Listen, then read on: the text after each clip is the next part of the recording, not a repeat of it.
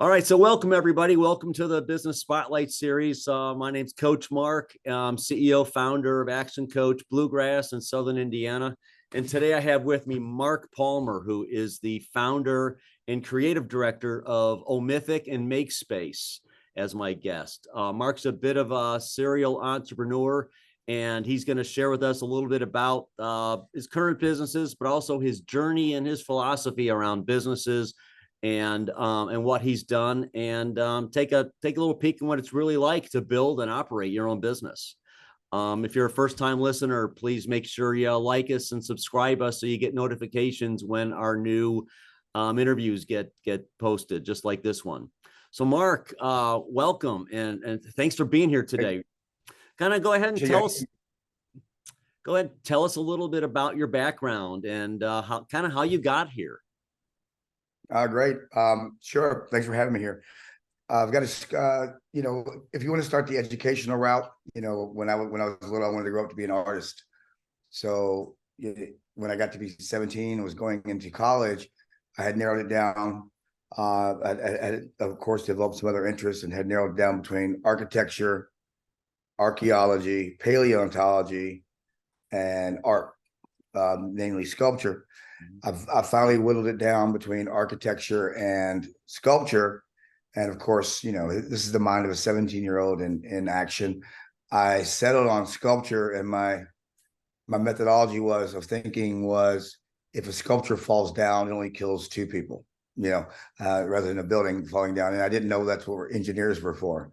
I just wanted to make it pretty and cool. I didn't care about, how well it, really functioned as far as stability and all that. So I guess it worked out. I did graduate with a sculpture degree, namely bronze and steel, minor in painting and photography. So that creative thing was always there innately.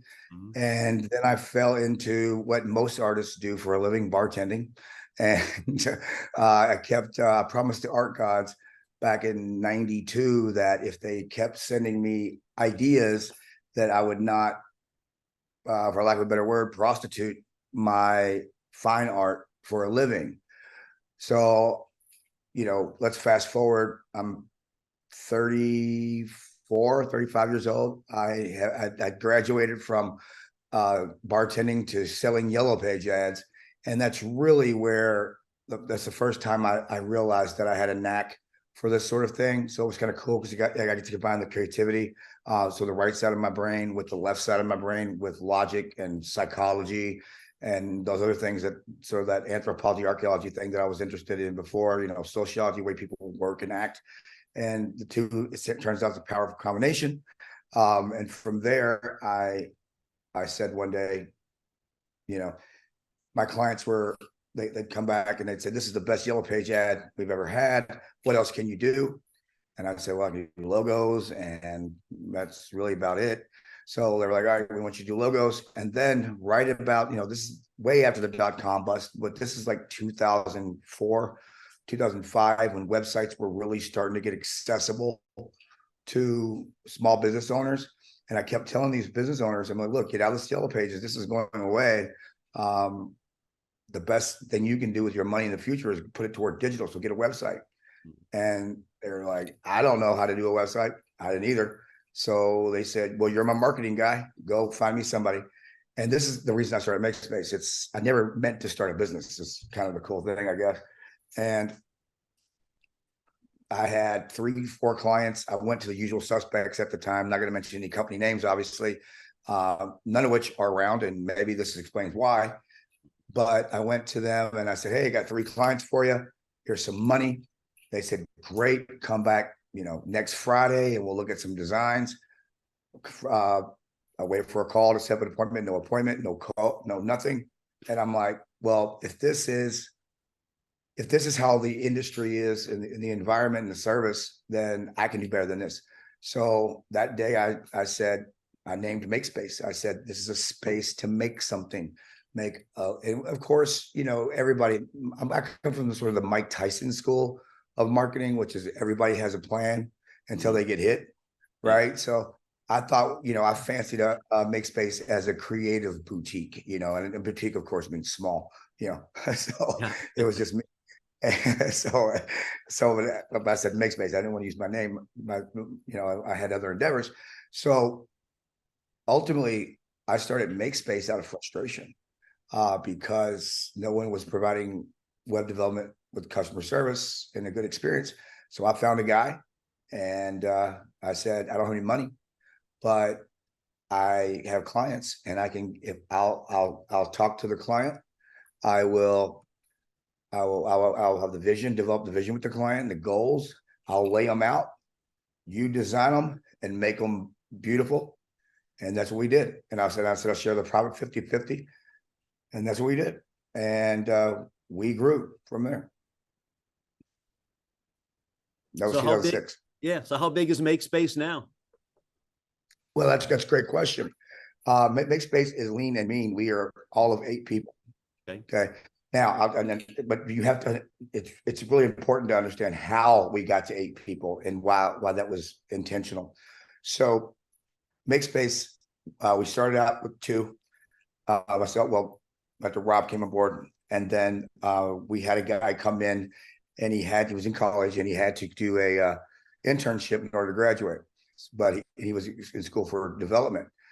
And he asked for an internship. We said, why not? And we threw everything we could at this kid, and he did it. And he comes in at the end of his internship to give me the laptop that I let him borrow. And I said, hey, you want to keep that laptop? He's like, yeah, what do I have to do? I'm like, work for me. And he did, and he's still with us today. So that's a great story. That was so he's 18 years in now, almost, 17. And another thing that I think this will kind of get you to where we're going. We grew to a point where I'd say we're probably 7 people at this point. And it's probably 2009. And the industry, our clients wanted more. They weren't mom and pops anymore. And they needed some more sophisticated offerings.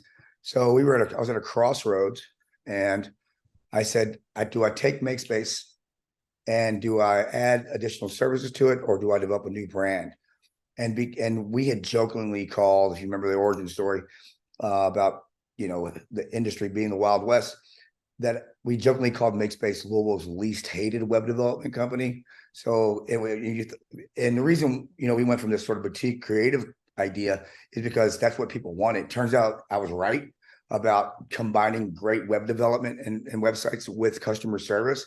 And that's what people wanted. So we followed, of course, what our clients wanted. But as they got more sophisticated, I said, of course, I was drinking a little sake that night. A client of mine who started becoming a friend, and we were thinking about doing business together. We were sitting downtown one night drinking sake.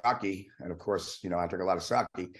And I go, oology. He goes, what? I go, oology. He goes, what's that? I go, that's the name of our new business. Ooh. The involuntary, almost guttural sound you make when you see something you love, like ooh, and ology, the study of. So oology. And he goes, that's the coolest thing I've ever heard. And the next day we had it registered. And we grew quick. Turns out we were right again about what these more sophisticated services. And we went to provide all these extra services, marketing, branding, etc., because otherwise we're a liability. By not providing them. For example, a customer would come to us and say, hey, Mark, we want web. I'm like, great, here you go. We do the best web. And they go, well, what about, this, what about branding? What about marketing? And I'm like, well, we don't offer that. Well, I would rather go to some place that offers everything. So we had to develop it. We hired the right people at the right time. We grew to 86 people. By 2000 and I want to say 15 or so, we were on the book of lists for Business First, which was unheard of because we were only 4 years old as a company, and everybody on that list was at least 25 years old. Some were 100, like the big agencies, Doe and Scopecchio and whatnot. And so it was unheard of. We had a reputation of sort of being the rebellious company of all of them. They'd have the Louis Awards, and we would be conspicuously absent. Somebody entered an award entry into the Louis once. We got a gold, and I think it's set on the back of our toilet for 6 years, and then it was just gone one day. Fine with me. So anyway, 86 people. And then the point around in 18, I started getting dissatisfied because my hands were no longer in the work with the clients. There were too many people between me and the client. And I would start a project off, and by the time I get back to it, the vision had changed. And I said, I need to do something where I'm closer to the client. So me and my business partner, who we're still great friends, we reached a deal. He bought most of my shares out. And I went and started on Mythic. And the reason I started on Mythic, no, by the way, the shares included MakeSpace, Uology, some other things. I can't go into detail on, but then I started on Mythic. And the reason I started on Mythic is because I love branding the most. I love storytelling. I love creating brands from scratch. I love renaming brands. I love recalibrating brands. You know, people ask me what I do often, and I say I'm a stylist for businesses is what I am. You know, I make things a little more sticky and more attractive and more usable. So I am getting to the MakeSpace thing because it's super important. After I started on Mythic, I started getting clients again that were wanting web. At some point, one of the employees who became at Uology, became a manager at MakeSpace, was interested in MakeSpace. So she purchased MakeSpace from my former business partner. And when she did, she tapped me on the shoulder and she said, "Hey, how do you feel about acting as creative director for MakeSpace until I find somebody else?" And I said, "Sure." So I came on as a contractor. And that was 3 years ago. So, yeah. And then, so MakeSpace and Mythic often work very much hand in hand. Mythic concentrates on the branding side, and MakeSpace concentrate on the web side. So when Nikki Chin is her name, she's the managing partner and owner of MakeSpace. When she purchased it, I think there were 3 or 4 people. So now I think we're 8 or so and growing. And we're growing very, very specifically and very, very slowly, intentionally, so that we don't get into a situation in which we're in a sort of a project manager driven or client driven institution. It's very important that we're a creative director led, because there's a reason clients hire us is because we know how to do something that they don't.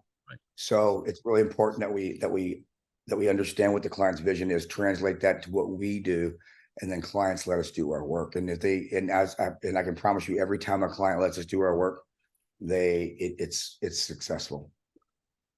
So awesome. That's a lot, but that's why. So I can tell you, I'll put our web development and designs and conversions up to anybody in the world in terms of website development.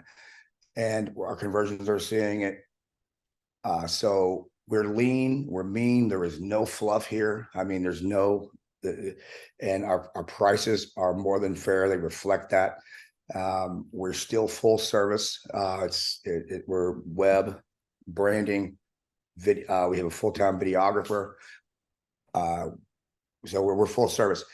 What's really cool is the industry has changed a lot, and I'm sure you've seen this in your coaching, that back in the day, people used to come to us and say, "I need more business."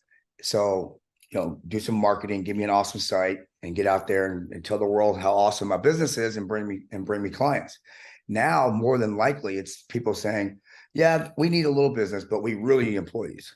So that's the biggest thing now. So we've actually added a part-time recruiter and on our staff, and we've developed some a suite of tools that help that. Years ago, we got into this. You remember, Don Hire Plumbing? Yeah. Don Hire Plumbing had us 9 years ago, and to do all their marketing. And I got to say, about 3 years ago, they successfully exited to an investment group, and that's one of the feathers on our hat, sort of as a sort of case study. Well, they came to us and said, "Mark, look, you brought us all these clients. We're the number one home service company in the state now. Now go give me some plumbers. So because really, if you think about recruiting, especially if you're recruiting certain skill sets, it's not that difficult. Excuse me, it's not that different than attracting a client. Oftentimes we're looking for many of the same things, right? So, what does an employee want? They want they want to work for a great brand with a great culture that dots their I's and crosses their T's, and that's fair and it's productive and a pleasant work environment. And that's really kind of what a customer wants too from a business. Mhm. So, fair and thoughtful and more than about just making money. They've got their eyes on some other things, some bigger things than money. And so it was pretty easy for us to sort of add that feature on. And with a web development team that's, full stack, we were able to create things like career centers and employee portals and those sort of tools that we can resell that really help that. Oh, okay. So that's how the industry has changed. Yeah. Oh, that's great. Yeah. Yeah. People, I talk to clients all the time. It's just, recruiting is just marketing. Exactly. It's just marketing. Exactly You're attracting employees and team members instead of attracting prospective clients, but it's just marketing, and you have to be great at marketing both. And the things that are attractive to clients, to your point, tend to be attractive to potential team members as well. That's right. And that's why we're firm believers in truth in branding and truth in advertising and marketing. One of the checklists that we have before we take on a client is, among others, is it something we want to do? Is it enough of a challenge for us where we get to flex a little bit? Can we absolutely help them? And one of them are they good at what they do? And are they telling the truth to their people, whether that be their employees or their client base? So if they are a great company and mean well, then my work's much easier. And when we do that, it's great because you're not building facade on anything. It's actually it's inward. It's the branding comes from within and goes outward rather than creating a facade, because what happens to facades eventually? They crumble. Right. So it's really important for us that we help with the culture of the company, and that attracts both employees and clients. Yeah. So that's great. I knew some of that story, but not all of it. So that's awesome. And I know a lot of people don't know that story and of how you got where you are, but there's a lot to, we could spend a lot of time on, unwrapping some of that. But so one of the things that I like to talk about is leadership. So this is kind of a two-part question. Part one is, how would you describe your leadership style today? And then how has it changed over the years as you morphed from sculptor to bartender to web developer to serial entrepreneur and creative director of multiple? Yeah, that's a good question. First off, I do not consider myself a leader. I don't consider myself a follower either. I've been sort of I'm not quite a loner, but I like doing things my way, and I always have.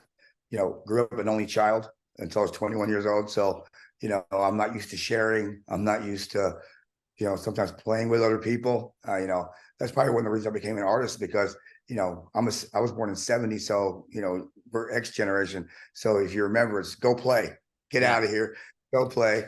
And we were feral and, we occupied ourselves. So that was my mentality. And then again, to all the people out there that are listening or watching, and you don't know if you have a business, great. If you don't know if you want to start a business, I didn't mean to. I'm so glad I did. One of the cliches in the industry is, entrepreneurs only people that work 80 hours to avoid working 40, but you're doing it for yourself. So that makes a big difference. Also brace yourself. It's a roller coaster. But leadership, for me, I became a leader. I didn't want to become a leader, but becoming a founder, that's a natural state that I entered into. And at first I really didn't understand it because I'm a regular guy, and when people are around me, I'm like, we're chatting and this might be my employee.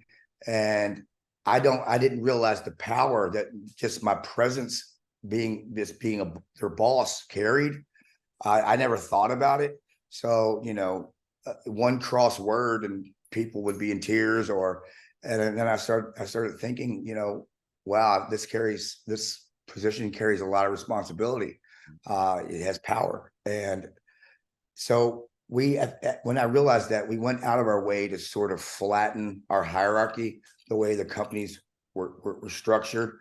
So it wasn't, nobody reported to me. I considered myself a colleague to people. And ultimately I put the leadership roles in other people's hands. I didn't even have a desk. When at Uology's peak, we designed this 12,000 square foot state of the art building, excuse me, office space. It was amazing. And I didn't even have a desk.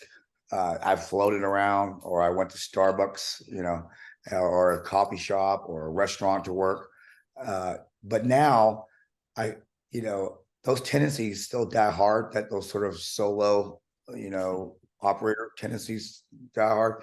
But now I like to lead by example and just go out and do the work. I don't like to hear things like it's not my job, things like that. So one of the things that if some business leaders are listening, it's really, really important to establish roles and responsibilities, and to see where those cross training and opportunities are to support each other. But I still do not consider myself a leader.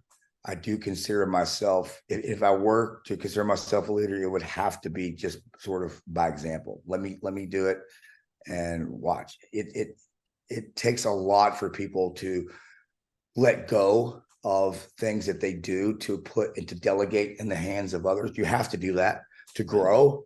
It takes a lot of trust. And it's a process. So that's been one of my biggest struggles is leadership. Okay.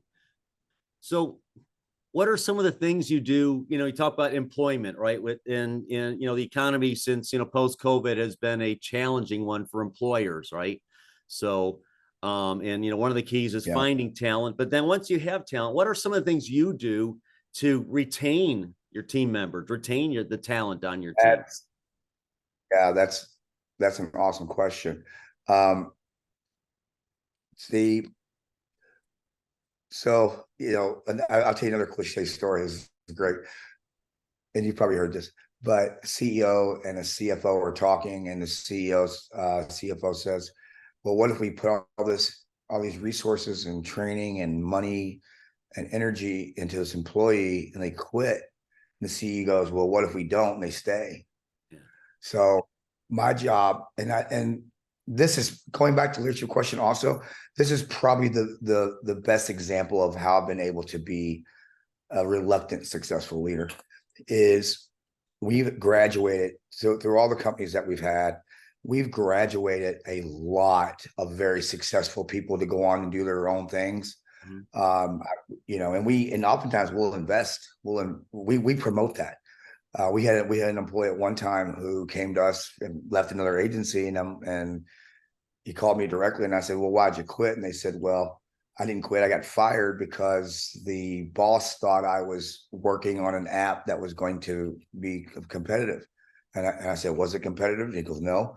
And I said, well, I got a job at Uology, and I said, work on your app on your free time. And now that app's very successful. So it's not a point of pride. It's not a bad thing when our employees outgrow us. It's a good thing. I want them to. That's my job, is to help them get to a point where they start their own thing, right? So what things we do? We do a lot. We pay for. They can take any class like Udemy, any online class they want. If they want a book, we'll buy it. There's tons. They'll come to us and say, I want to take this training. We'll pay for it. Anything that makes them better at the job, specifically for what I've given them. So we go out of our way to make sure that people have it. But Uology, when when our maternity leave was, I can't remember exactly what it was, but it was the best in the industry. So the perks, we want people, now almost everyone works remote. You mentioned COVID, and that's fine, because for what we do, we've got clients all over, and we use this same platform that you and I are using right now, and we use it to great effect. And therefore, they've got this, I don't personally believe in the work-life balance thing, because I don't consider what I do work. I love what I do. So it's very difficult for me to draw a line.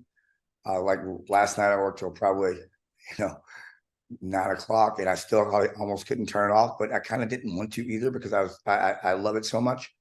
So when it comes to sort of things like how do we help people, it's, we want them to be more than happy when they work with us. We don't want them to leave. And I think the testament, if you remember early in the story, the first guy that I said, hey, let's make a deal, I don't have any money, he's still with us. Second guy still with us, third guy still with us. So we have, I think, 3 of our 4 first people still with us. Okay. Awesome. That's great. That's so good. So now I've got a few kind of rapid questions, less storytelling, and just, kind of top of the head, first thought answer. Yeah. Okay. Right. So, Yes. so what would you say has been your key to success?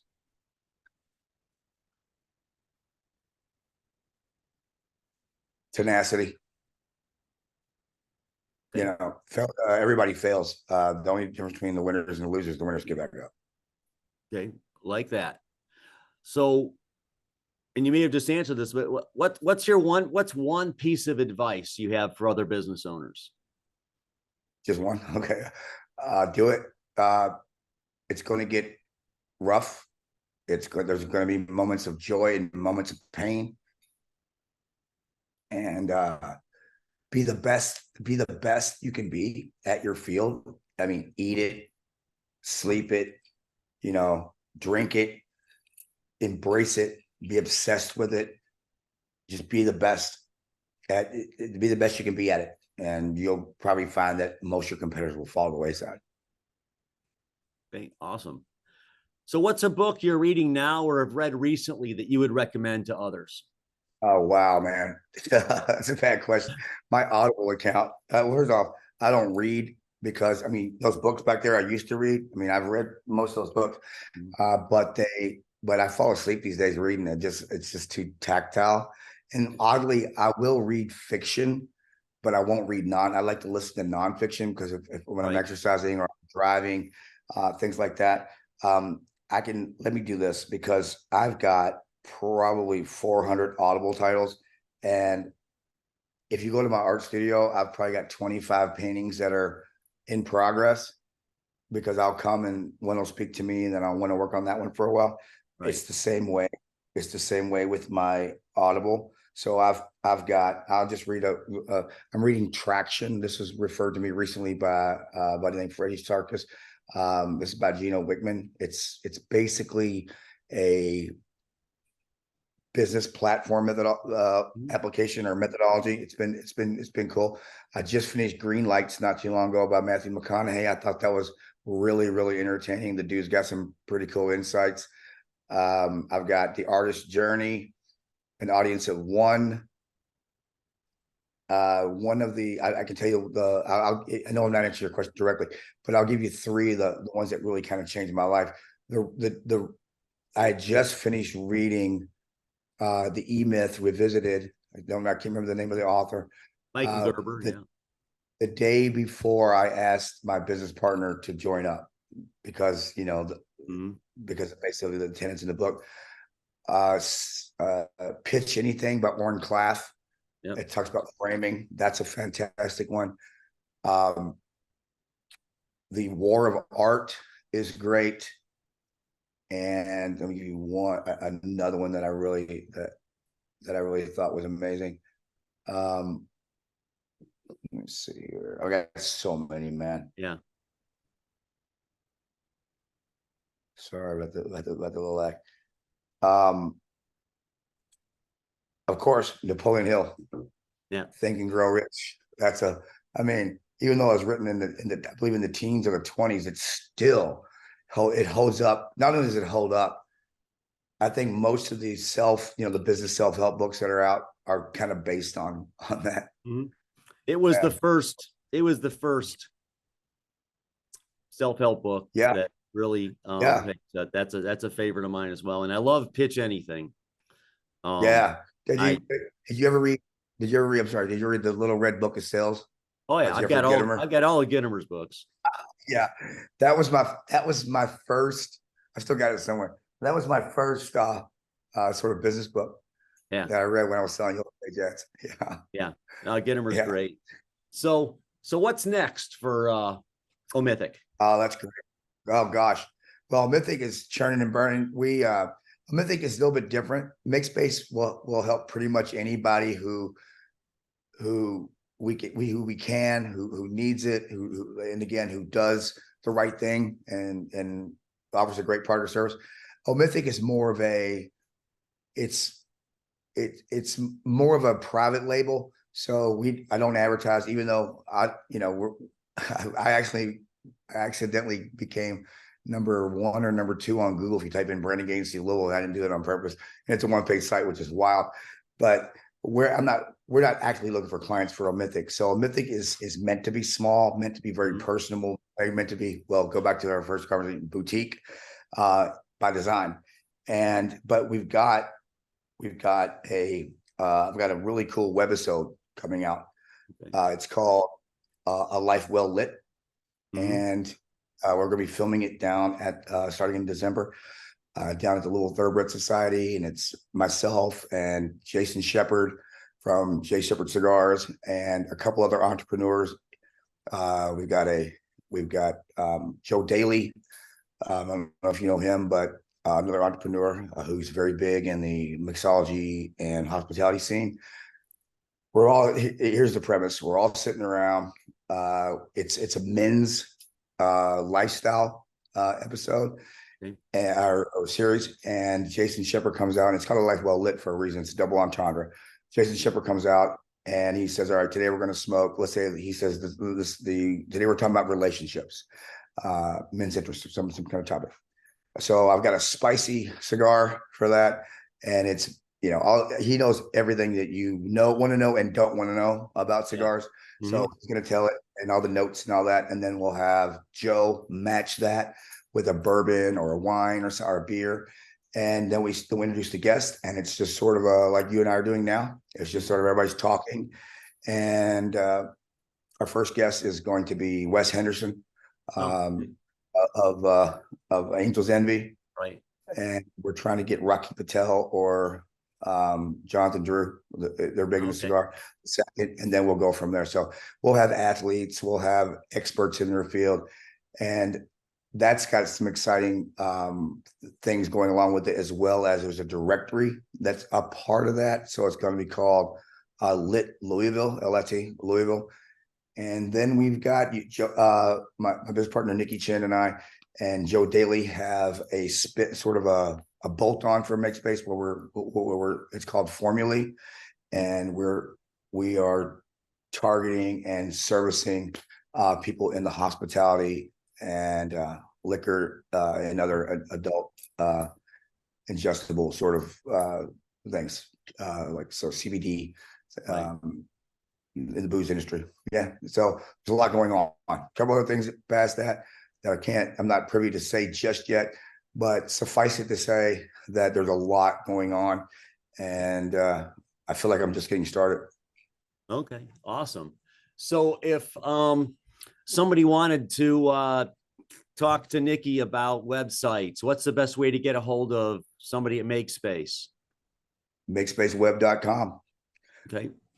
Or usually just type in web design in Louisville. We're usually number 1 right there. We've been number 1 for probably 10 years. I don't like search and optimization, but we're good at it. It's tedious.